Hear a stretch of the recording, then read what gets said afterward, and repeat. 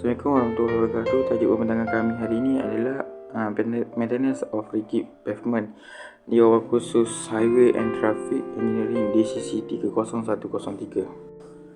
Beliau merupakan lecturer kami. Nama Puan Nur Asia binti Alia, dipanggilan Puan Asia, mengajar kursus Highway and Traffic Engineering. Mereka merupakan ahli grup kami yang terdiri dari 5 orang, iaitu Syawal, Nazrul, Saif, Arif Hakimi dan saya sendiri, Muhammad bin Syaikal.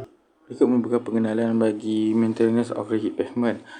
Itu turapan tegar jika mereka dah dibina akan betul memberikan prestasi jangka panjang yang sangat baik dan sedikit penyelenggaraan yang diperlukan.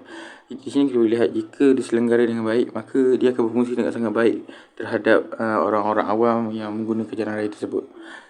Kedua, bagi aspek kesalahan berlaku suatu penambahbaikan itu menjadi perlu. Membangun strategi pembaikan yang optimal memerlukan pemahaman punca dan mekanisme kesalahan.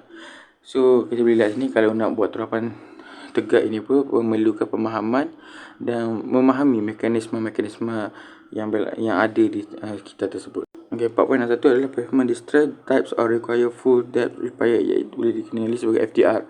Ini kesulitan turapan konkrit sim Portland PCC yang memerlukan perbaikan mendalam yang dibincangkan.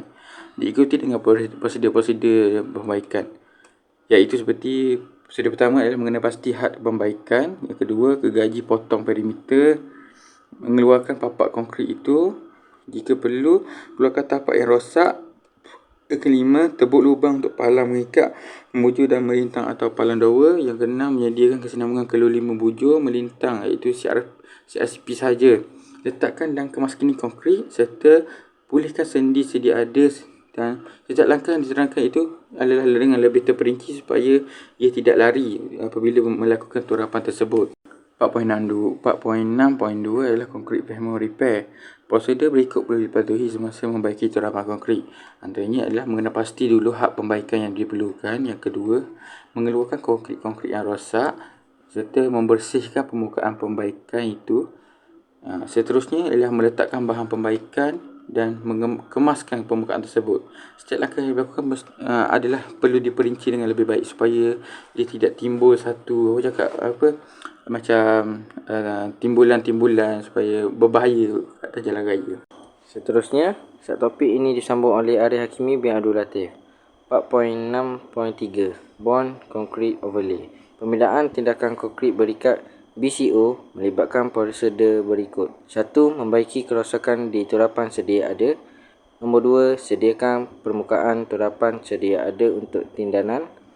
Jika 3 perlu, letak keluli. 4. Meletak dan menyembuhkan konkrit. Yang kelima, sambungan gergaji dan kedap setiap langkah diterangkan lebih terperinci. 4.6.4 Unbound Concrete Overlay. Bahagian ini menerangkan pembinaan tindakan konkrit tidak terikat pada kedua-dua CRCP dan CPCD. Sistem turapan tindakan konkrit simen Portland PCC yang terdiri daripada lapisan konkrit di atas turapan PCC sedia ada. Dengan interlayer ini antaranya untuk memecahkan ikatan dipanggil tindakan konkrit tidak berikat UBCO. UBCO prosedur. Nombor 1. Membaiki kerosakan di turapan sedia ada. Jika UBCO diletakkan di atas CRCP, tebuk hendaklah dibaiki dengan kaedah pembaikan mendalam FDR. Nombor 2. Meletakkan interlayer. Letakkan interlayer mengikut spesifikasi HMA. Nombor 3. Membina UBCO. Setelah semua kesulitan yang memerlukan pembaikan interlayer, diletakkan UBCO menggunakan kaedah piawai turapan yang berkaitan seperti membina konkrit. 4.6.5 Jahitan. Jahitan dilakukan pada rekahan-rekahan membujur untuk mengekalkan jalinan agregat dan memberikan tertulang tambahan untuk meminimumkan pergerakan pada rekahan konkrit. Gangguan turapan yang memerlukan jahitan. Jahitan tidak boleh digunakan pada retakan melintang.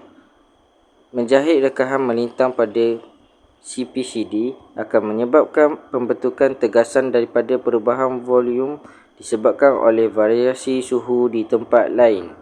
4.6.6 Pasang semula bar dowel. Teknik pemulihan ini hanya boleh digunakan CPCD, bukan CRCP. Ia bermaksud sebagai keupayaan sambungan retak atau retak untuk memindahkan beban roda dari satu tapak ke yang seterusnya. Prosedur DBR. Kenal pasti keperluan untuk DBR. Mana-mana syarikat perlu menjamin penggunaan DBR. Pemindahan beban LTE sebanyak 60% atau kurang. Yang kedua, sesarang lebih besar daripada 0.1 inci. Yang ketiga, pesongan pembezaan 10 miliang atau lebih. Poin yang kedua pula, potong slot. Potong slot menggunakan pemotong slot gergaji belian adalah menjadi kebiasaan untuk menyediakan 3 bar dowel di setiap laluan roda. Poin yang ketiga pula, sediakan slot. Penyediaan slot terdiri daripada mengeluarkan sirip konkrit, meratakan bahagian bawah, membersihkan slot dan mendempul sendi. Poin yang keempat pula ialah letakkan dowel. Dowel yang digunakan untuk DBR adalah serupa dengan digunakan untuk CPCD baharu. Poin yang kelima pula, meletakkan mortar pembaikian di dalam slot. Sebaik sahaja dowel diletakkan, mortar pembaikian digunakan. Mortar pembaikian harus mempunyai sifat terma yang serupa dengan konkrit, memberi ikatan yang kuat kepada konkrit yang sedia ada. Terima kasih atas penerangan kawan saya tadi. Seterusnya, subtopik ini teruskan 4.6.7 Joint Repair. Memperkenalkan diri, nama saya Nazrul Sufian bin Zalizan, nombor matrik F1054. Fungsi sambungan disediakan untuk menampung perubahan isi padu konkrit akibat perubahan suhu dan kelembapan. Tujuannya adalah untuk tekanan dalam konkrit menghalang atau meminimumkan potensi keretakan yang tidak terkawal. Ia untuk mengelak dan melindungi sendi daripada penyusupan air dan bahan asing yang tidak mampat. Gangguan turapan keretakan perlu dibaiki jika tekanan meluas melalui kedalaman tapak atau menghalang keupayaan bar untuk memindahkan beban. Dalam CRCP, kegagalan sambungan melintang memerlukan pembaikan sendi. Seterusnya, 4.6.8 Diamond Grinding. Pengisaran belian DG mengeluarkan lapisan nipis pada permukaan turapan PCC yang mengeras menggunakan bilah belian yang jaraknya rapat. Ia digunakan terutamanya untuk mengalihkan bonggol pada turapan konkrit yang baru diletakkan. Peralatan pengeluaran tinggi yang baharu serta belian sintetik ditingkatkan untuk pilihan yang lebih kompetitif kos untuk pemulihan turapan PC. Seterusnya, kelebihan DG.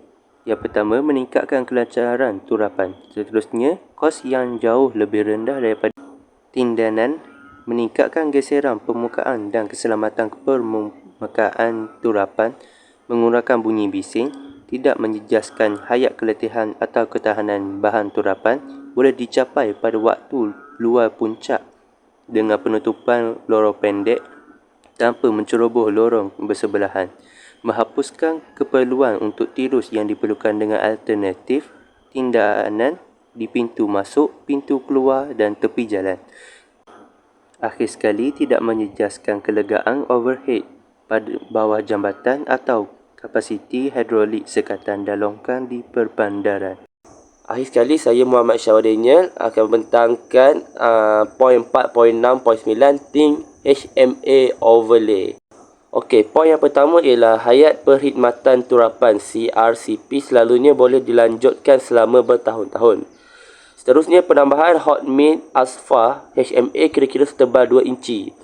Setelah itu, rawatan boleh digunakan pada turapan yang mula menunjukkan. Jadi, tengok kepada rajah yang di bawah, kita tengok antara prosesnya ialah semakin kasar peningkatan bilangan tebuk, bilangan. Okay, poin seterusnya ialah tindahan HMA. Nipis boleh meningkatkan secara mendadak rintangan gelinciran turapan konkrit. Campuran panas PFC ialah pilihan yang sangat baik untuk meningkatkan rintangan gelincir dan potensi untuk hydroplaning. HMA Overlay on CRCP. Wash out and kehilangan gelincir telah dirawat dengan jaya melalui penggunaan tindahan HMA nipis. Apabila CRCP semakin tua, AI mungkin membangunkan wash out yang memerlukan perbaikan sepenuhnya. HMA tidak akan merawat mana-mana kawasan di mana wash out telah mula terbentuk. Hal ini sangat penting melakukan perbaikan sepenuhnya terhadap sebarang lubang ataupun tebukan sebelum tindahan. Okay, tindahan ni ialah merupakan kita perlu menghalang sebarang air daripada masuk ke pangkal. Ini memerlukan kos pengendapan atau campuran panas grade padat dengan keboleh telapan yang rendah. Nama saya Saif Abdullah. Okey, seterusnya, HMA Overlay on CPCD. Tindahan HMA juga telah digunakan pada CPCD yang kekurangan struktur. Walau bagaimanapun, kejayaan tindahan tersebut adalah kecil dan lemah kerana ia merupakan rawatan yang mahal untuk jangka hayat yang singkat. Seterusnya, 4.6.10 Retrofitting Concrete Shoulder. Kebanyakan turapan tega yang dibina sebelum pertengahan 1980-an tidak termasuk bahu konkrit yang diikat. Sehingga tahun 1986, panduan AASHTO Guide for the Design of Pavement tidak dipertimbangkan atau memberi kredit untuk kemasukan bahu konkrit yang diikat. Mungkin untuk membuat kesimpulan tentang prestasi yang mungkin ada dengan memeriksa lebuh raya bandar di mana tanjakan masuk dan keluar yang kerap menggalakkan trafik truk yang padat menggunakan lorong dalaman di mana tepi lorong disokong oleh lorong pejalan PCC. Prosedur pembinaan untuk memasang semula turapan dengan bahu jalan adalah sama seperti prosedur untuk melebarkan turapan konkrit yang sedia ada. Maka, nampaklah pembentangan kami. Jika ada soalan, kami akan sediakan jawapan. Jika tiada, berikanlah tepukan dan bukannya harapan.